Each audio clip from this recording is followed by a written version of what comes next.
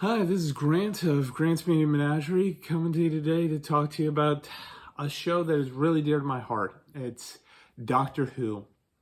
Now, this is going to be coming to you on the day of the 60th anniversary, and I'm so excited that you'll be able to see my opinions at the same time that we'll be seeing David Tennant again.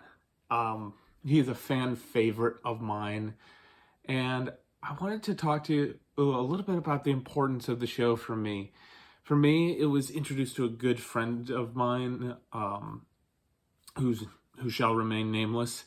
They said, "We want you to check this out. Do you think you'd like it?" And at first, it was okay, good but not great. For about those first 8 episodes, I was thinking, yeah, there are bits and pieces of this thing I like, but not the entirety of the thing. Then they said, no, wait, you just stopped right before things got interesting. And yeah, it got really interesting really fast. It was the two-parter, The Empty Child and The Doctor Dances. And then I was kind of an on and off relationship. I got to about the 6th season and I said, maybe this isn't for me.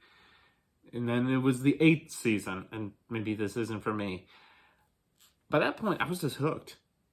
After that point, after I got through the 8th, 9th season, I was, no, I'm in it for the long haul.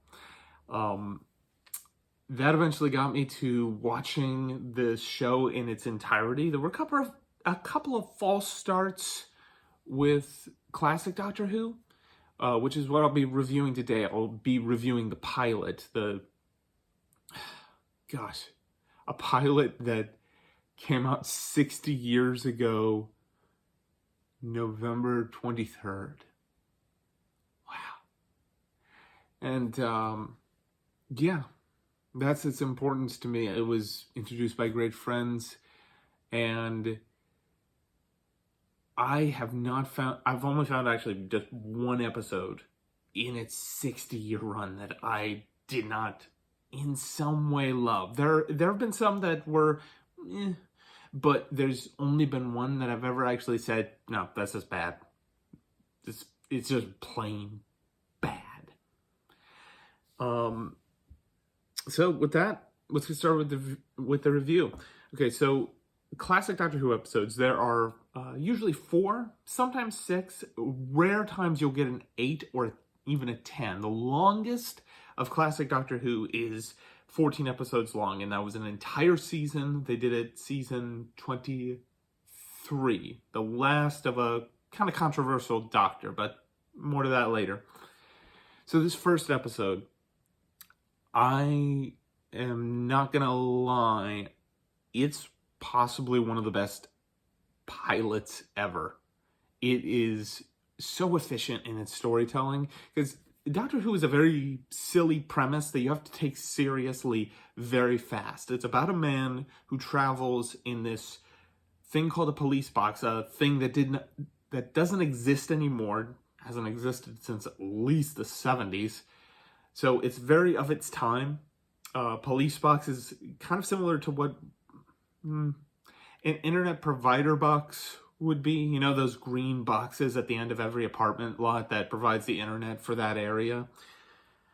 It would be that commonplace. And that's part of the magic of this show. It's kind of like Chronicles of Narnia, where a magical world could be around any corner.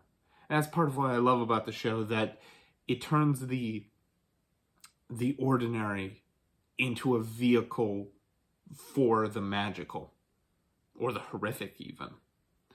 And so the story starts off with just these 2 teachers investigating a rather strange student, a student who's about 16 years old, and she seems to be smarter and dumber in very odd ways. She's smarter in the sense that she gets science that people at like college age are just starting to learn, and she's kind of bored by high school science.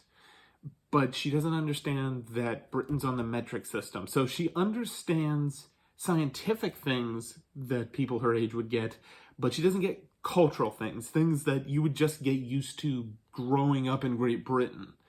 So they're investigating that, and they find out that from the school staff where her address is said to be, and it's an old junkyard.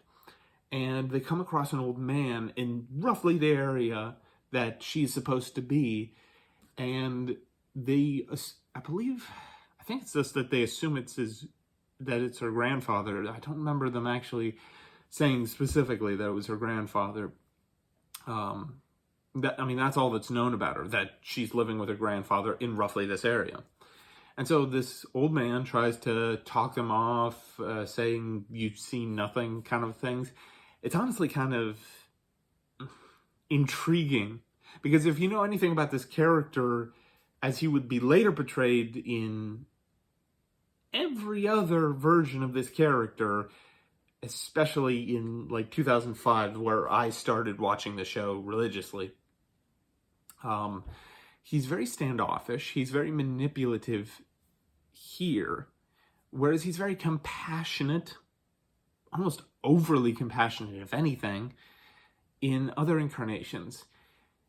And so it's fascinating knowing this character is gonna grow to be kind of the defender of the universe. So he's very standoffish, but then they hear Susan coming from, Susan's the granddaughter. Susan is singing, and it sounds like it's coming from the police box. And they enter into it, and this thing that was only like 2 feet by 2 feet tall and wide, maybe about 6 feet tall by 2 feet wide, they enter into it, and it's practically like a mansion. It's this wide, spacious environment with what appears to be a control console going down the center of the room, and she's just singing. And the rest of the episode plays out, they're just trying to get their bearings on the situation and trying to convince themselves, and convince Susan for that matter, that, oh, this is just all something imaginary. And so the doctor, rather mischievously, makes a go with the control console, and he sends them back.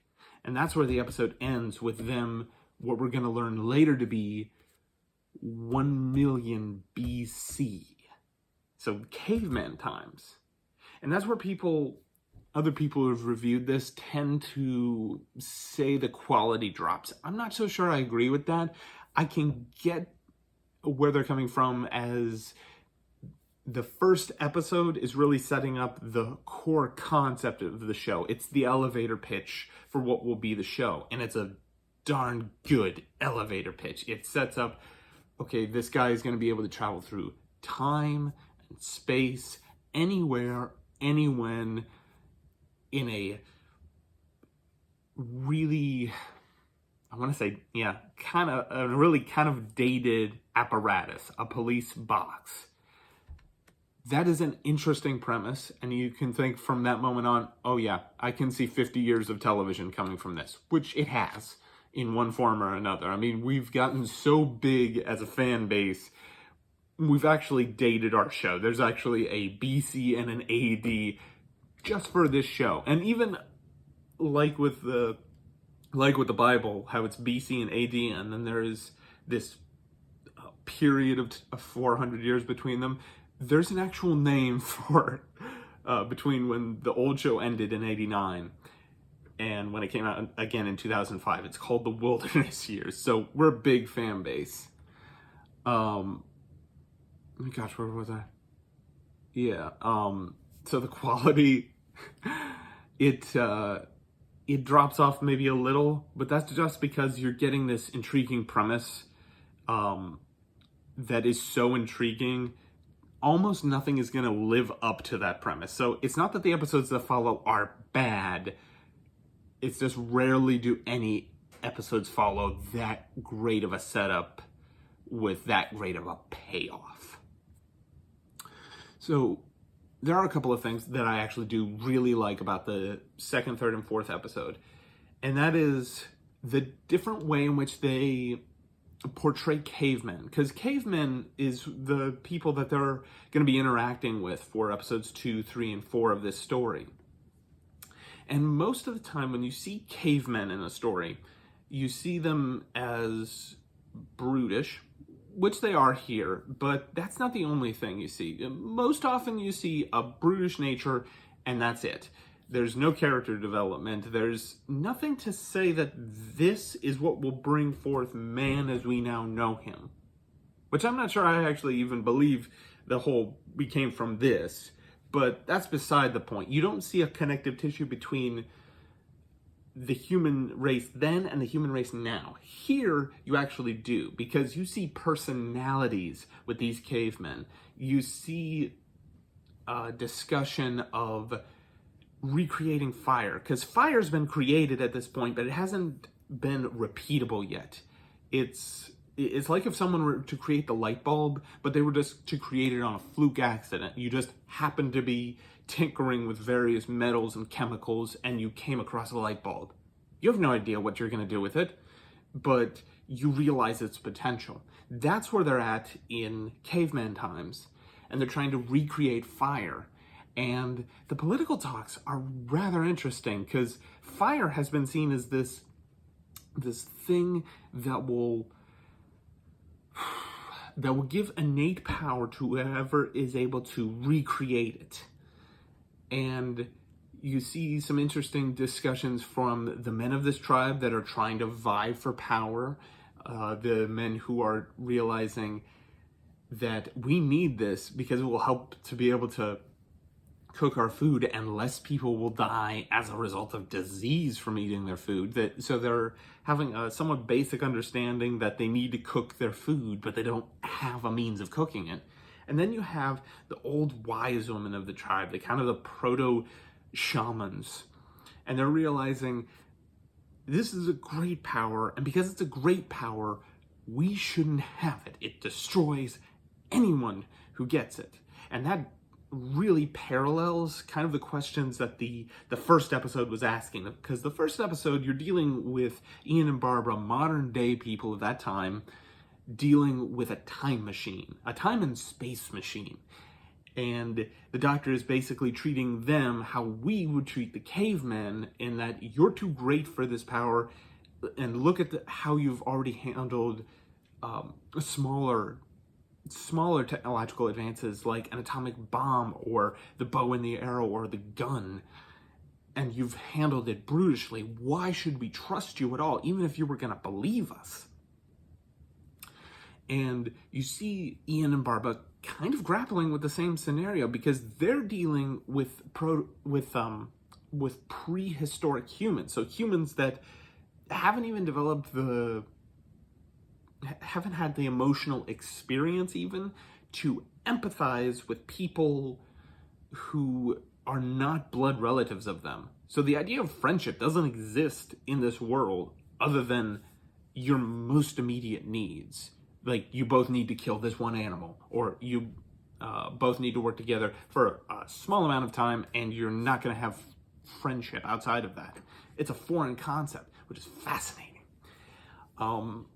You also see rather interesting ways that they portray the Doctor, because this is back when the Doctor was, he's the main character, but he's not necessarily the best person.